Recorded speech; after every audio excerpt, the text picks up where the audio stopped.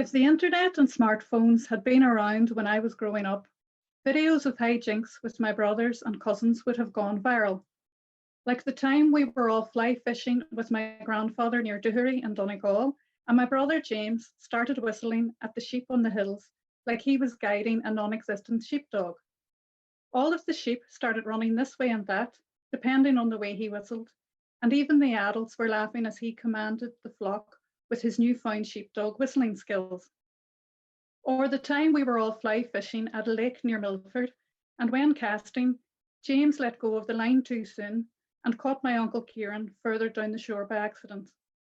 We ended up in Lifford Hospital, with my uncle waiting to be seen, with the pronged hooks of a fishing fly hanging from his lip. My uncle was so good about it. It was my brother's biggest ever catch. Another time, we were all on holiday in the Isle of Man, and on a walk, we came across bleachers at the side of the road from the TT races that had been on earlier in the year. And my parents, uncle, aunt, brothers, and cousins got up on them and started cheering the passing cars. I was mortified.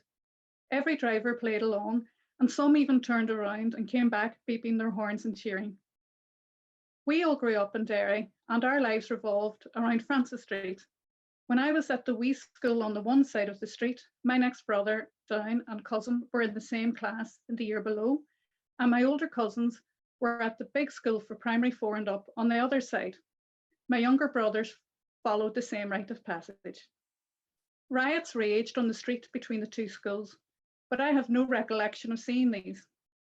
We were sent home on a couple of occasions when they were really bad, and these might have been the times I was accompanied home via Brook Park, a municipal park behind the big school, instead of my usual route, scarpering out the lower road with others from my class, over waste ground opposite City Baths, a riot flashpoint, and up the long driveway to the cathedral singing ABBA songs. My oldest cousin in the big school wasn't sent home. No Zoom or Google classes then.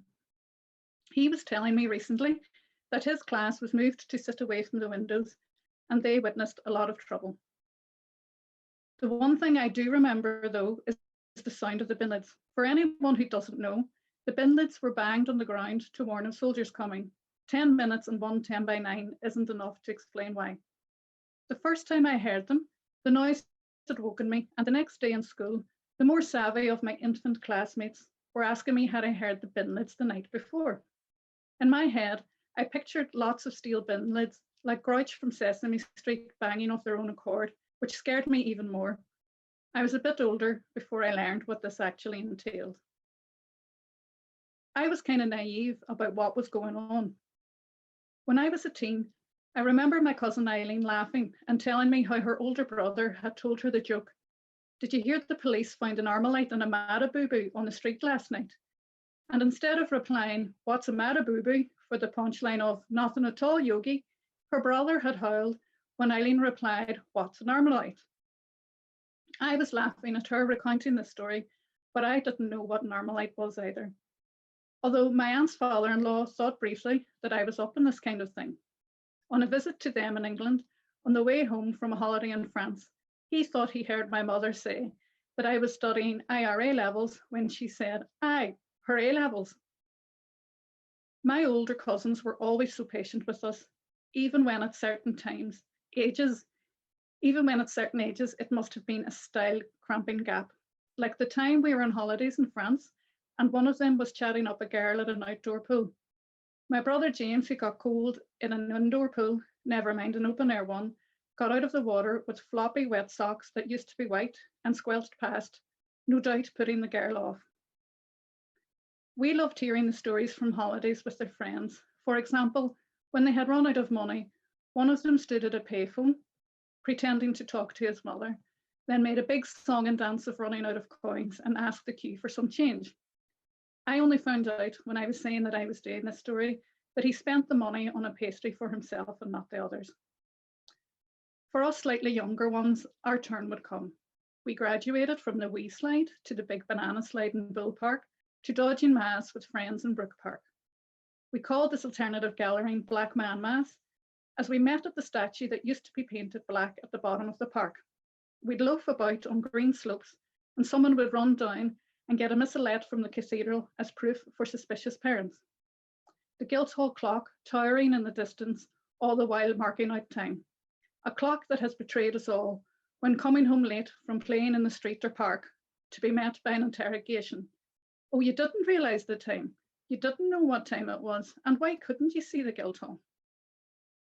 Time moved on, and a scene that I'm sure would have gone viral had smartphones been about was closing time for the many bars on Waterloo Street shortly after the Good Friday Agreement was signed.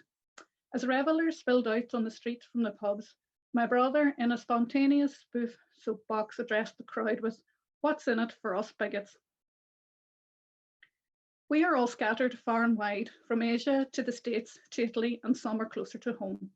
Our cousin Sinead, who blazed a trail ahead of us, having left home at a young age to carve a career in catering in England, passed away too young before Christmas, like her two younger sisters, Rona and Eve, who also achieved incredible things in their lives, but again sadly passed away before their time. Their courage defined them. There's another generation now, and I don't know if that makes them second cousin once removed or first cousin twice removed, but here's to a future reunion where the only thing viral to worry about will be the videos. Thanks very much, Eliza. That's fantastic to hear you again. It's been a few months since we've heard a story from you. Yeah, it's the first writing I've done for a long time, since 2018 now, new writing. Yeah, it's good to hear from you. Are you doing well? You're coping with the lockdown and everything? Yeah. Same old. Yeah. We used to always sneak in at the back of Mass to find out, to go up for communion. And my mother found out about this. And so when we get back, she'd have scouts who would have been there to say whether we were seen going up for communion. But she'd also say, "What did the priest say in his homily?" As if anybody's listening to the priest's homily. My God, even the people who were at Mass twice every weekend wouldn't have been able to tell you what the priest said in his homily. So that wasn't the best thing, unfortunately. So I got caught out from that.